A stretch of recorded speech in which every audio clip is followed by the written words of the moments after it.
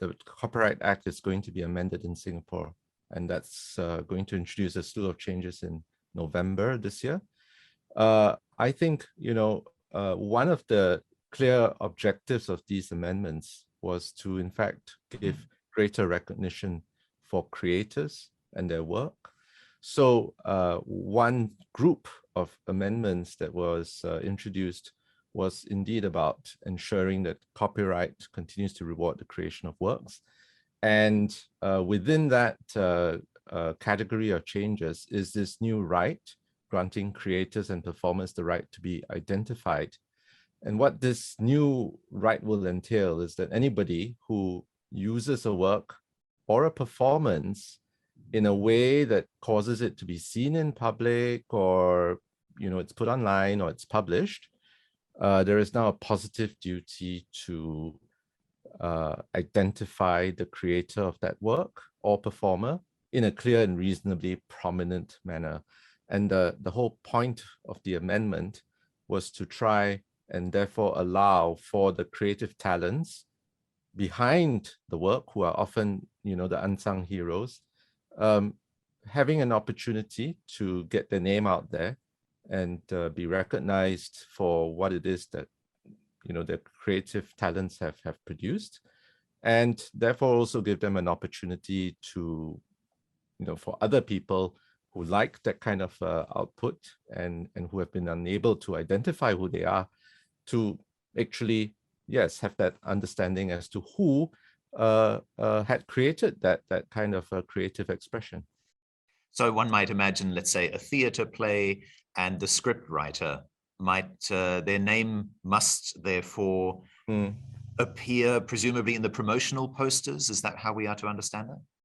Well, I think certain specific details would still have to be worked out, but the intent would be that, yes, there is a now going to be this right to clearly identify the creator, performer of the work. In your theater example, I think it's also kind of a bit of an industry norm that you would have expected that these people would have been identified. But I mean, moving it shifts the needle a little bit from what is expected conduct to what is now required conduct. And I think, clearly then it establishes a better baseline for creators then to know or have the assurance that they're going to be recognized for their and identified for their contributions. And what are some of the examples that might not be quite as obvious as the script writer in a theater play? What are some of the perhaps new ways that creators who were previously not recognized are going to be prominently identified? Well, I guess, there could be many instances today where perhaps, say, stuff is put out there in a promotional YouTube video, or the creative talents that went into contributing to that work, depending on the circumstances, it might well be that they would now need to be identified. So this would give rise to, as I've said, new opportunities for people to be aware that, oh, okay, there were these people who have great talent and can be now contacted, and that's where I think this new change is going to be quite important. But let's say you're a graphic designer, which is, I guess, the example that we tend to choose, because graphic design can be a bit nebulous. So the human eye might be able to tell similarities between what you pitched to the client and what they then reproduced. Does that graphic designer's name then need to be, if it's, let's say, a bank or a telco and they're running some sort of promotion, does the designer of that poster now need to have their name on that poster? Well, if, for example, it's a freelance, designer who was engaged, I think indeed this is what the new requirement is going to establish. Of course, then there'll be some nice questions around, if contractually there's some change to this whole position, but at least there is this baseline, and you're going to have the possibility now that, yes, the creator is going to be recognized for these rights.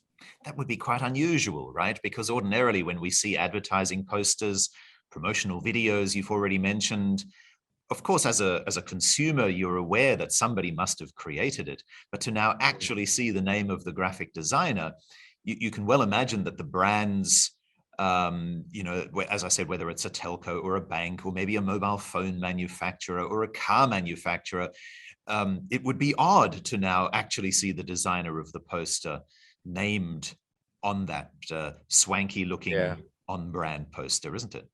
Well, I guess there will have to be some detailing of the extent to which, of course, because you're going to have legions of people involved in very large kinds of, undertakings.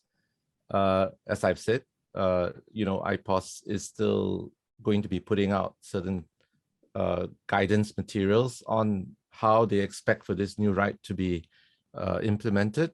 But I think the focus of it was really on creators and performers, in the more typical setting of the freelancer type of arrangement that we were talking about earlier. Yes. And I guess that's where the complexity just grows, doesn't it? Because if you are that advertising agency that's been contracted to design the poster, clearly you're getting paid for it. And my understanding is that despite the fact that you're getting paid for it, you still need to be named. But presumably, the contractor will put something in the contract to remove or dilute that right. Or in other words, we can't automatically assume that when somebody has not been named on such a poster, that they've been, that it's somehow contrary to the law. Yes. So, I think this is where this right to be identified in practice, you're going to have the industry kind of develop a new set of norms. But I think what's important is that there is a recognition on the part of the creator that they now know that, well, this is your baseline position that you have. And moving forward, it's going to be a specific part of the conversation that must be had. And I think this is where, the amendment to the law establishes, therefore, this a new baseline position. I notice you're choosing your words very carefully, Chung Yen. There's obviously still a lot that needs to be worked out. There's been an awful lot of conclusions being jumped to about, for example, wedding photographers, possibly the most famous example, and lots of soon-to-be married couples are worried whether they'll have access to their wedding photos. But I'm really getting the sense from you that a lot of this is still up in the air. Well, so kind of like just to round up that discussions around, what we were just talking about, the right to be recognized and all that, why I was saying it in that way was because there is this concept of a formal waiver that must be put in place. And so that's where I guess, whenever the law changes, industry kind of needs a little bit of time to get into a new equilibrium. But like I said, the fundamental point remains that there is a new right. It necessitates, therefore, a conversation about the issue. And I think that's where the fact that people are going to have this conversation about the issue represents a change that can be very meaningful for these creators, because then it forces the conversation. And this kind of, is a good lead-in for us to be thinking about the issue around wedding photography, right? Because of course, those who are in Singapore will probably be quite familiar with the fact that it's attracted quite a bit of attention, that part of the changes to the Act will also be to recognize that one of the exceptions in the past to commissioned works, where the owner of a commissioned work would be the party that commissioned the work in the first place. So the wedding photographs are one very good example of this. That's going to change. And the default position will then become the creator or the photographer in that case then owning the copyright by default. So again, it is not something that contractually cannot be undone. In other words, the parties can still come to an agreement that the couple that commissioned the photographer is still going to be the owner of the copyright. But because of this change in the law, it forces a conversation around the issue rather than the couple just going into the arrangement and assuming that they're going to be the copyright owner, which of course was the position under the act as it currently stands. But come November, that's where there's going to be an explicit change to this. Indeed. And at PitchMark, that's actually precisely what we are looking to encourage. At least have a conversation. At least if you're pitching to a client, point out to them that you take your intellectual property rights seriously. Formalize a conversation which previously might have been purely, there might have been an assumption that you continue to retain ownership of your ideas. And of course, in that gray area, that's where a lot of ideas then went missing or went walking.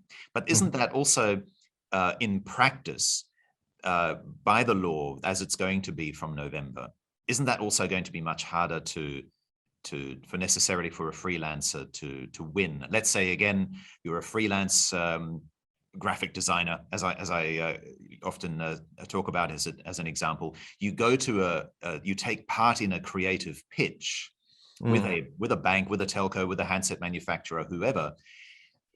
I can already foresee that a lot of the companies that offer or that call a creative pitch, these multinationals, will very obviously throw their weight around and probably already stated in the invitation to quote or request for proposal that formal waiver will be sought. So will the creator actually be better off? Well, I think that, if you will have these sets of tools now statutorily provided for, but the PitchMark tool, for example, can complete the equation, as it were.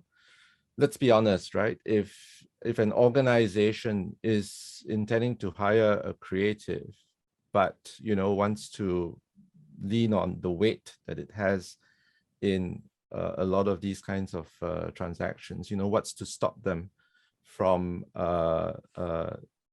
just going ahead and leaving it to the creator to then take up the cudgels and pursue a claim, right? But I think it's probably important to think about the signaling effects of what these legislative changes are about. Tools like PitchMark also, can kind of drive home the point that the creator is making, that the creator is aware of the intellectual property rights protections that he or she would have. Somebody coming into contact with the material will see this, because visually there is a pitch mark that clearly shows this fact that you're dealing with somebody who recognizes that there are IP rights. I think it will also then kind of, again, remind users that, are you really sure you want to go down this path of ignoring the rights of this creator?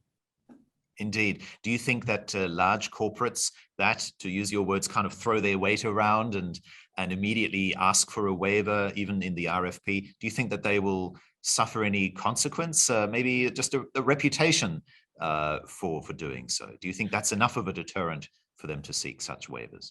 So I think, we've seen examples of these sorts of issues come up, right? So the reputational damage point is a very significant one. some years back, there was also publicly highlighted in the press an example of where basically a design house was engaged to produce certain materials for an organization, and then that organization reused that material in a way that perhaps the design house hadn't quite contemplated. But on the other hand, the organization that had engaged that designer, the terms clearly spelled out that they were entitled to do so, right? So what happened then was that the designer issued some publicity about the fact that they were not happy and how this wasn't quite in sync with the norms of the industry. And I think it attracted some attention to the fact that this issue was live in that relationship. And I think organizations really don't want unnecessary bad press, right? Around even if legally that might have been your position, you kind of still want to be seen as being a good corporate citizen ultimately. The picture also changes when you create work as part of an employment engagement. In other words, if you're a salaried staff member and it's your job to come up with creative designs, well, you can't then expect to have your name on it under the changes in the law. But to what extent do you feel that this gives companies a bit of wiggle room where they then say, well, we did pay this agency, and therefore we don't need to put their name on the poster? Well, I guess where we're dealing with corporates and where the work is being done through an employer, the dynamics change a little bit. So if you look at even some of the amendments to the Copyright Act, when it comes down then to a group of the some of these creators, then it was also recognized that in the employed situation, it would still be the employer that would own the rights, all right? Even in the kind of freelance production kind of industry. And I think the thinking in that kind of situation was that the producer, which would be the larger entity in that equation, would be in a better place to then exploit the copyright and then bring the greater benefits of the creation of the work. So the idea there, I guess, there's some policy decisions here that had to be made. And that's why, when the crafters of the new bill were thinking about sound recordings and films created by employees as part of their jobs, the employers will be the default creators, and that language was, made specifically clearer. I think for the reason that they recognize that in those kinds of contexts, it would be the production house that would benefit from making sure that the IP rights are concentrated and then can be marketed, globally. Well, finally, we obviously at PitchMark, we tend to look at innovators, creators who come up with the work. And obviously that's the aim of the PitchMark certificate. But we also recognize that life isn't always easy on the client side either. If you've got 12, 15 media companies, advertising agencies pitching to you, you're probably horrified right now at the prospect of having to list reams of names of various freelancers on all of your promotional material. So to kind of balance out that conversation, where would you say that pendulum of reasonableness is then likely to fall? So again, as I mentioned, it's a new kind of framework. Industry needs to establish a kind of equilibrium, but probably I think the vast majority of these kinds of engagements, there will be certain key creative leads. And I guess in cases where the original creative input would be very significant, you know, it represents something which is a very new creative kind of expression, then the parties will be, well, certainly on the creator side of it, then they would recognize that this is something that they would be very keen to protect, and therefore might be a little bit more insistent on these rights being preserved and maintained, so they won't just sign that away so easily.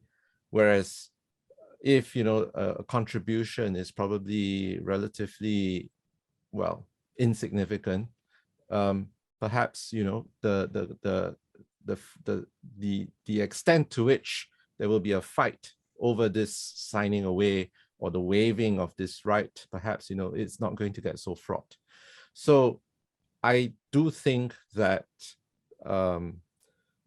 it's gonna balance out with, once you put a kind of a practical lens to it, there is, in any event, a marketplace of creativity out there as well. If the conversation gets a little bit too difficult, the dynamics might be that, you know, some other creator might be saying, well, I can do that. But then the question will be, interestingly enough, and something unique, a unique characteristic of this space, right? So I can do something like that, but is it in a way that is as creative, or you know, expresses it in a way in this that sends out the right or the same kind of a creative expression that the other creator did? So there's going to, in that sense too, be that leverage that the creator has in this whole marketplace of ideas. And I think that's one of the beauties, right, of the creative industry as a whole. Each creator, because of the very unique kinds of signature that they can bring to each piece, you know, that in itself has a certain value. And if the engaging party recognizes that value, then they will say that, okay, I really have to work with this guy. And that's where this conversation has to happen. And of course, that's where you will get, I guess, you know, this creative flow going. But bottom line, as an innovator, you should start the conversation proactively. Don't let the prospective client kind of not mention it. And you can still, yeah, in a sense, kind of help shape the way that people act on this new law once it comes into force. That's right. I think, you know, a lot of the signaling that has come out of IPOS is that there will be education. So the creators themselves will, through that education, also be aware that they have certain baseline rights. And I think that's where, you know, the Act makes a significant contribution. It is a recognition that if you have this baseline, you have to have this conversation, right? You cannot just steamroller the creator. And if you should choose to do that, then of course the creator is also aware. They'll be looking out for these kinds of terms in their engagement, and they'll be maybe saying, well, maybe I'm not so interested in working with you on this project, because yeah, the whole package, right, of what's being offered may just seem all that much less attractive relative to somebody who would be prepared to recognize those rights.